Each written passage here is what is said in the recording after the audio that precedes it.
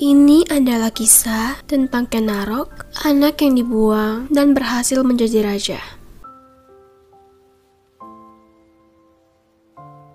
Ken Arok lahir pada tahun 1182 sebagai putra Gajapara dan Kendok. Gajah adalah nama jabatan setara Wedana atau pembantu adipati pada era kerajaan Kediri. Gajapara telah meninggal dunia saat Ken Arok masih berada dalam kandungan. Pada saat ibunya dibawa ke Kediri, bayi Ken Arok dibuang di sebuah pemakaman hingga kemudian ditemukan dan diasuh oleh seorang pencuri yang bernama Lembong. Ken Arok tumbuh menjadi berantalan yang lihai mencuri dan gemar berjudi, sehingga ia membebani Lembong dengan banyak utang. Lembong pun tidak tahan dengan kelakuan Ken Arok dan mengusirnya.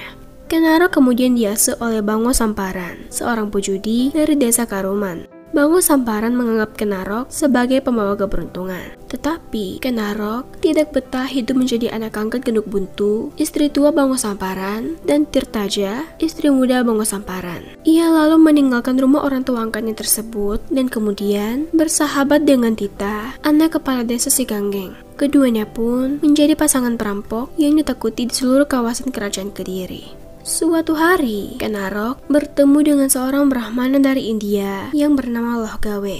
Loh Gawe datang ke tanah Jawa untuk mencari titisan Dewa Wisnu.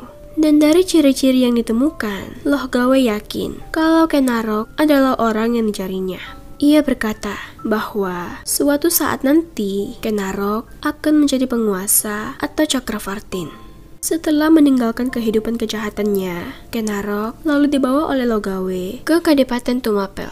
Saat itu, Tumapel dipimpin oleh seorang aku atau camat yang bernama Tunggul Lametung.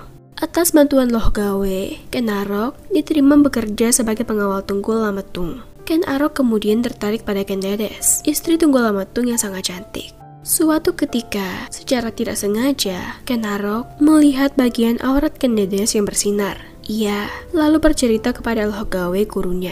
Mendengar itu, Loh Gawe kemudian berkata bahwa Ken Dedes merupakan Nareswari atau perempuan yang nantinya akan melahirkan raja-raja Jawa.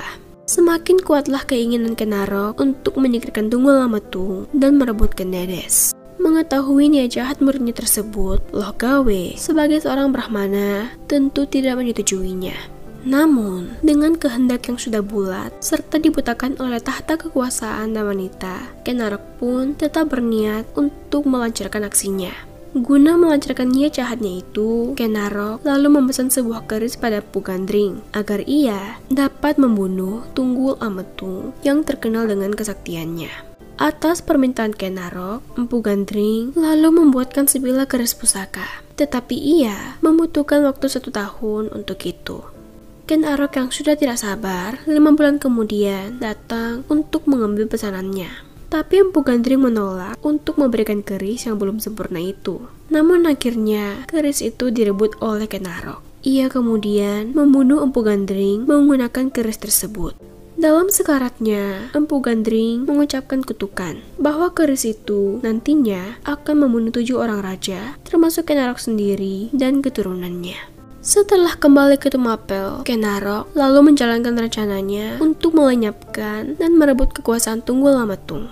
Mula-mula ia meminjamkan keris pusakanya itu kepada Kebo Hijo, rekannya. Kebo Hijo dengan bangga memamerkan keris Empu Gandring tersebut sebagai miliknya kepada semua orang yang ia temui. Sehingga semua orang mengira bahwa keris itu adalah milik Kebo Hijo. Dengan demikian, siasat Ken Arok berhasil. Malam berikutnya, Ken Arok lalu mencuri keris pusaka tersebut dari tangan Kebo Hijo yang sedang mabuk. Ia kemudian menyusup ke kamar tidur Tunggul Lametung dan membunuh majikannya itu di atas ranjang. Ken Dedes menjadi saksi pembunuhan suaminya, tetapi ia mendukung rencana pembunuhan itu karena Ken Dedes tidak pernah mencintai suaminya tersebut.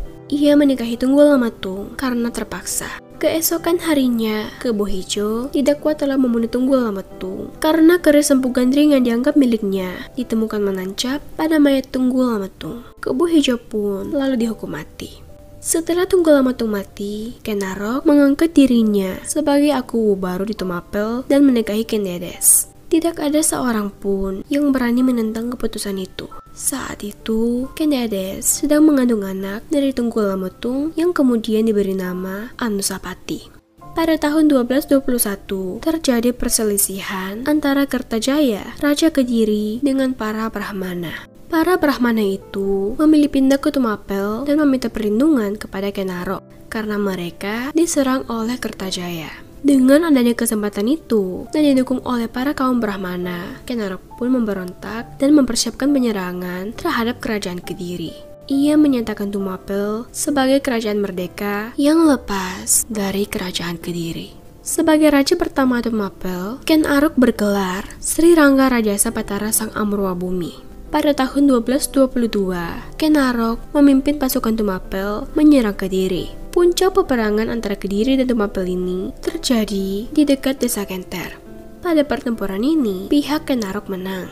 Kemenangan itu menyebabkan runtuhnya kerajaan Kediri, pimpinan Kertajaya, sekaligus mengukuhkan kekuasaan Ken Arok di Jawa Timur, serta dimulainya kerajaan Tumapel dan pendirian pemerintahan dinasti Rajasa. Dari perkawinannya dengan Kendedes, Ken Arok mempunyai 4 orang anak, yaitu Mahisa Wongateleng, Apanci Saprang, Agnibaya, dan Dewi Rumbu. Sedangkan dari selirnya yang bernama Ken Numang, Ken Arok juga memiliki 4 orang anak, yaitu Tohjaya, Panji Sudatu, Tuan Wergola, dan Dewi Rambi.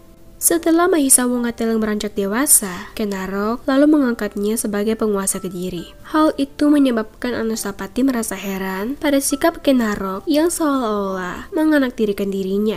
Ia merasa dirinya adalah putra tertua Ken Arok, tetapi Ken Arok malah mengangkat adiknya sebagai penguasa Kediri. Pada tahun 1227, setelah mendesak Kendedes, ibunya, akhirnya Anusapati mengetahui kalau dirinya memang anak tiri. Bahkan ia juga mengetahui kalau ayah kandungnya, yaitu Tunggul Lametung, telah mati dibunuh oleh Ken Arok. Setelah Anusapati berhasil mendapatkan keris Sembu Gandring yang selama ini disimpan oleh Kendedes, ia kemudian menyuruh pembantunya yang berasal dari desa Batil untuk membunuh Ken Arok. Ken Arok pun tewas ditusuk dari belakang saat sedang makan. Setelah Anusapati membunuh pembantunya tersebut untuk menghilangkan jejak, ia kemudian mengangkat dirinya menjadi Raja Tumapel menggantikan Ken Arok.